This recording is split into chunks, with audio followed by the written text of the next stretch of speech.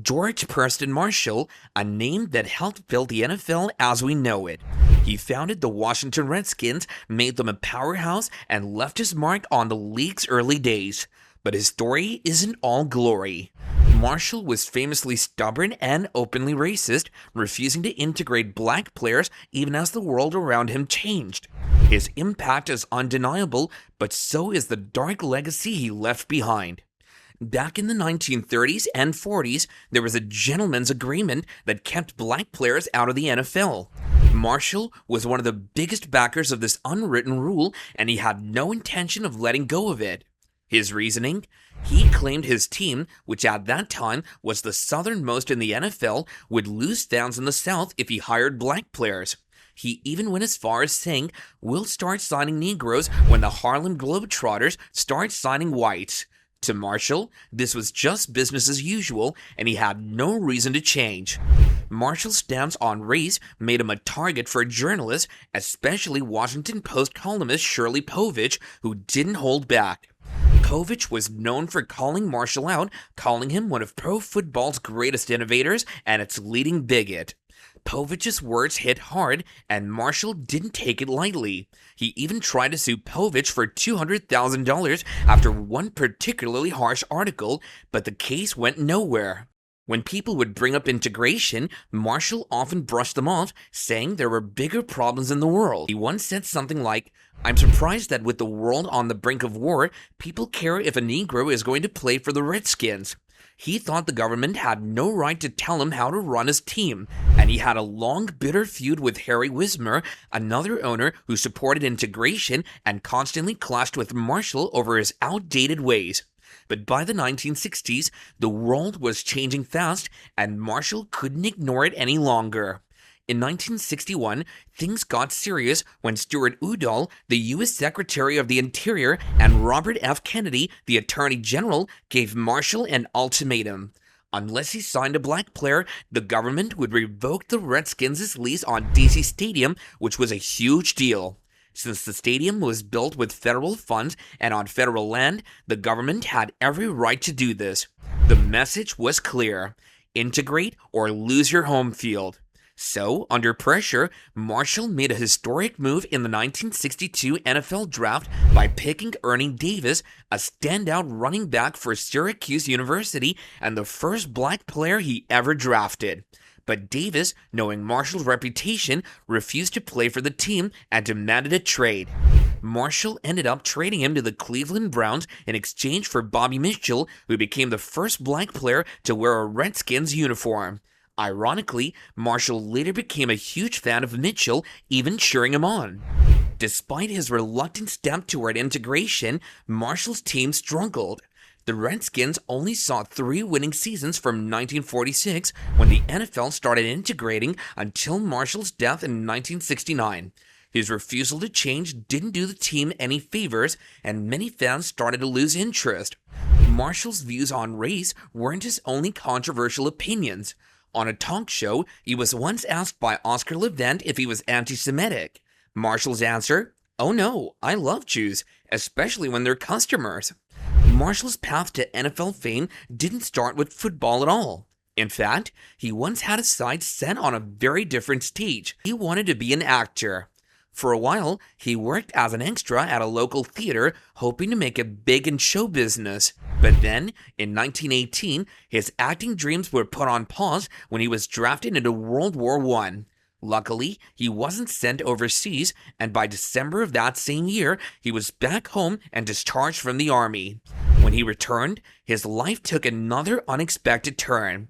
In 1919, his father passed away, and George was left in charge of the family business, a modest 2-story laundry operation.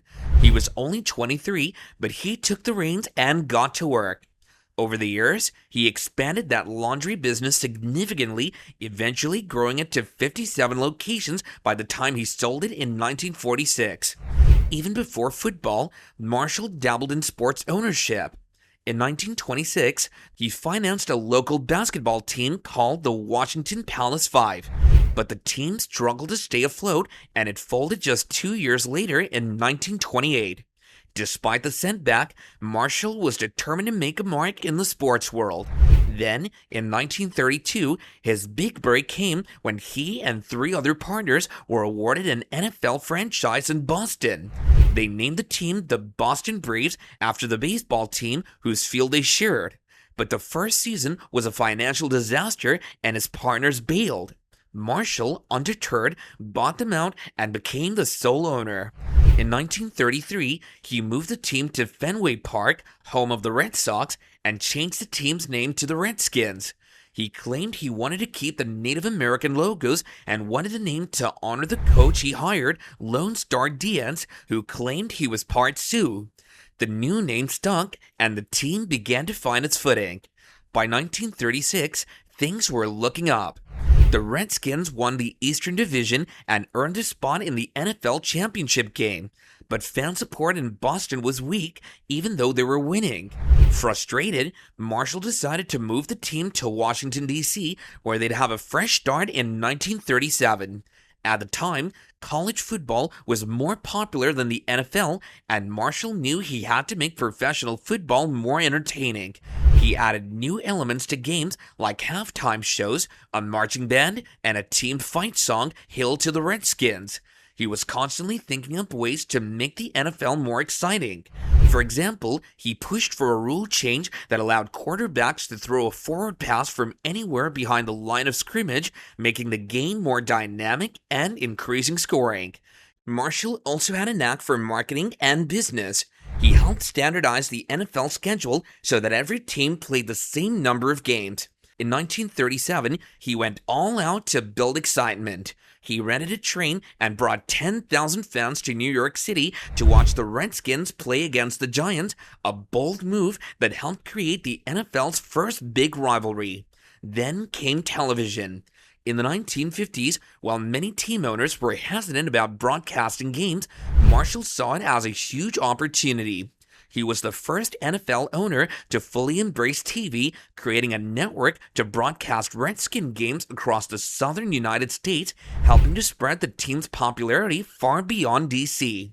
He even scolded Art Rooney, the owner of the Pittsburgh Steelers, for signing a player to what was then the highest contract in football, $15,800. In 1960, Marshall faced a challenge when the Dallas Cowboys entered the league. The Redskins had been the only team in the South, and he wasn't thrilled about having competition. But his hands were tied when someone managed to buy the rights to his beloved fight song and threatened to keep him from playing it at games. Ultimately, Marshall gave in and agreed to let Dallas join the league. That same year, he sold 25% of the Redskins to Jack Kent Cooke for $350,000. Over the years, Cook's influence would grow, but Marshall kept control and continued to run things his way. In the early 1960s, Marshall's health began to take a serious turn. In 1962, he had surgery for a hernia.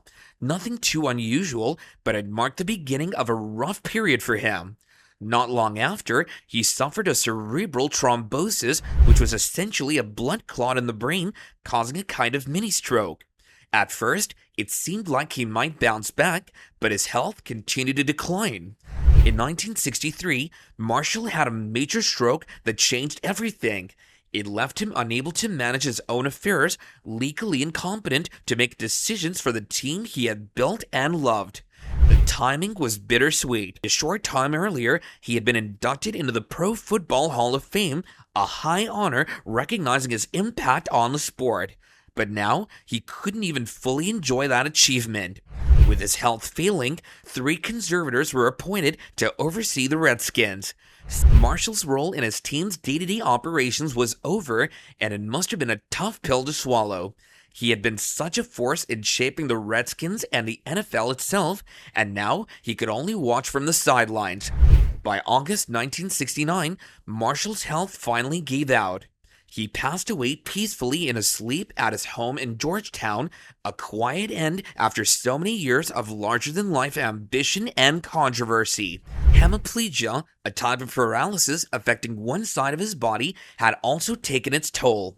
Marshall's death marked the end of an era, and his funeral was a big event. It It was held at the Washington National Cathedral, one of the most significant churches in D.C., and a huge crowd showed up to pay their respects. People came to honor not just a man, but the legacy he left behind, complicated as it was. After the service, Marshall was laid to rest in his family plot at Indian Mount Cemetery in Romney, West Virginia. It was a quiet, peaceful spot far from the stadiums and spotlights he once loved. His journey from aspiring actor to NFL pioneer, from young businessman to polarizing team owner, was over. Marshall left behind a legacy as a man who helped shape professional football, even if his own outdated beliefs and controversial decisions left a cloud over his memory. That's it for this one, but if you happen to like NFL legends, make sure to check out our latest videos on our channel, NFL Icons. I'm sure you'll love it.